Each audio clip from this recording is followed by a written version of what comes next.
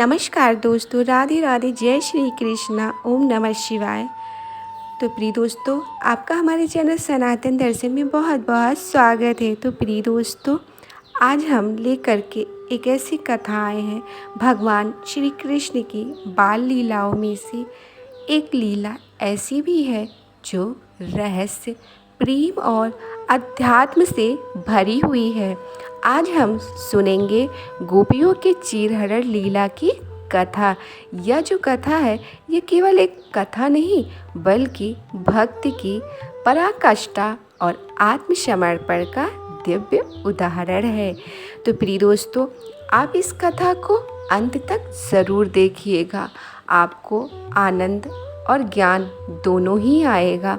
तो प्रिय दोस्तों, अगर आप हमारे चैनल में नए आए हैं तो हमारे चैनल को लाइक करें, सब्सक्राइब करें और ज़्यादा से ज़्यादा लोगों को शेयर करें ताकि ऐसी ही कथाएं और लोगों तक पहुंच सके। तो चलिए शुरू करते हैं। आज की कथा है जो गोपियों के चीरहरण को दर्शाती है। तो चलिए शुरू करते हैं आज की कथा। कहते हैं कि गोपियाँ श्री कृष्ण को अपने पति रूप में पाने के लिए उन्होंने एक व्रत करने का संकल्प लिया। यह व्रत जो है 10 से 14 वर्ष तक की कुंवारियों को अपने अच्छे पति की प्राप्ति के लिए या तो शिव की या फिर देवी दुर्गा की पूजा करनी होती है। किंतु वृंदावन की कुंवारियाँ तो पहले से ही श्री कृष्ण के सौंदर्य के प्रति आकृष्ट थीं। वे हेमंत ऋतु, शीत ऋतु के पूर्व के आरंभ में देवी दुर्गा का पूजन किया करती थीं। सर्वप्रथम उन्होंने अभिषाद ग्रहण किया, जिसे मूंग की दाल तथा चावल में कोई मसाला या हल्दी डाले बिना उसे उबालकर तैयार किया जाता है। वैदिक आदेश के अनुसार कोई भी अनुष्ठान करने के पूर्व शरीर को शुद्ध करने के लिए ऐसे भोजन की संस्तुति की जाती है। वृंदावन की सारी कुंवारी गोपियाँ यमुना नदी में प्रतिदिन प्रातः स्नान करके देवी कात्यायनी की पूजा करती थी। कात्यायनी देवी दुर्गा का ही दूसरा रूप माना जाता है। इस देवी की पूजा यमुना के बालू से प्रतिमा बनाकर की जाती है। कहा जाता है कि गोपियाँ श्री कृष्ण की सेवा करने या उन्हें प्रसन्न करने के लिए कोई भी साधन अपना सकती हैं। यह गोपियों की सर्वोत्कृष्ट विशेषता थी। उन्होंने कृष्ण को पति रूप में प्राप्त करने के लिए पूरे 1 मास तक देवी दुर्गा की पूजा की। वे प्रतिदिन नंद महाराज के पुत्र कृष्ण को अपना पति बनाने के लिए प्रार्थना करती। ये गोपियाँ बड़े सवेरे यमुना के तट पर स्नान करने जाती। ये वहाँ एकत्र होती और एक दूसरे का हाथ पकड़कर कृष्ण की अद्भुत लीलाओं का उच्च स्वर में गान करती। भारत की युवतियों तथा स्त्रियों में यह पुरानी प्रथा है, जब वे नदी में स्नान करती है तो वे अपने सारे वस्त्र किनारे रख देती हैं और तब पूर्णतः नग्न होकर जल में डुबकी लगाती हैं। अतः नदी के जिस भाग में वे स्नान करती हैं वहाँ पुरुषों के आने पर कड़ा प्रतिबंध रहता है और यह प्रथा आज तक चालू है। भगवान श्री कृष्ण इन कुंवारी तरुण गोपियों की मन की बात जानते थे, अतः उन्होंने उनकी मनोकामना पूरी की। उन्होंने कृष्ण को पति रूप प्राप्त करने की प्रार्थना की थी और श्री कृष्ण उनकी इस मनोकामना को पूरा करना चाह रहे थे। जब महीना पूरा होने पर कृष्ण अपने साथियों समेत वहां पर प्रकट हुए। कृष्ण का दूसरा नाम योगेश्वर है।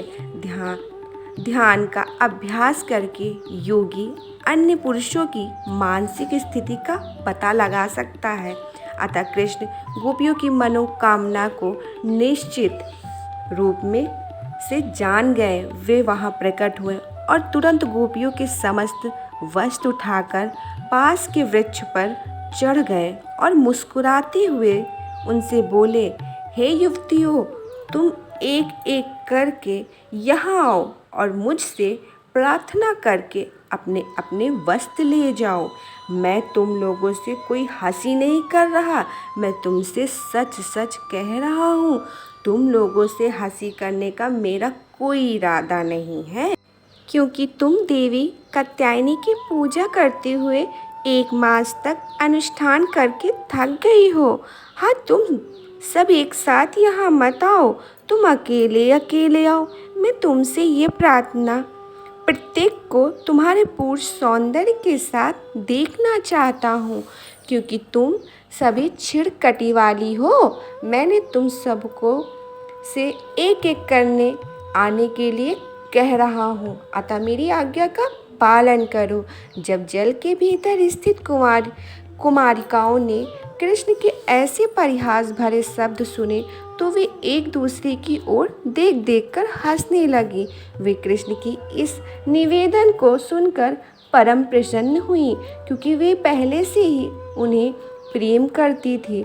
वे लज्जावश एक दूसरे की ओर देखती रहीं, किंतु जल से निकलकर बाहर ना आईं, क्योंकि वे नग्न थीं।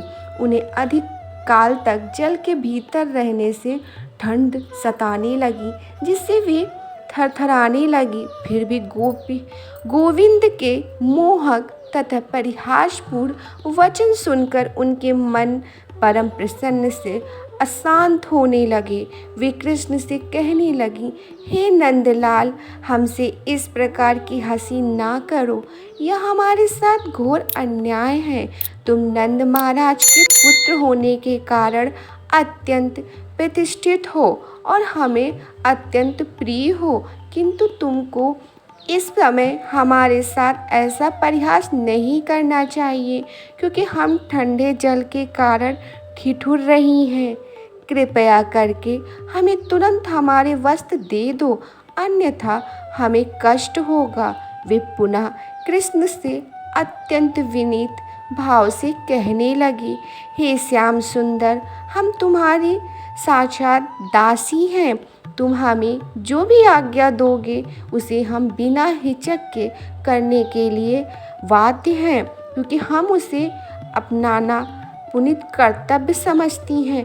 किंतु यदि तुम हमारे समक्ष ऐसा प्रस्ताव रखोगे जिस संपन्न करना असंभव है, तो यह समझ लो कि हमें नंद महाराज से तुम्हारी शिकायत करनी पड़ेगी। यदि नंद महाराज उस पर कोई कार्यवाही नहीं करेंगे तो हम तुम्हारे इस दुर्व्यवहार को राजा कंस से कहेंगे।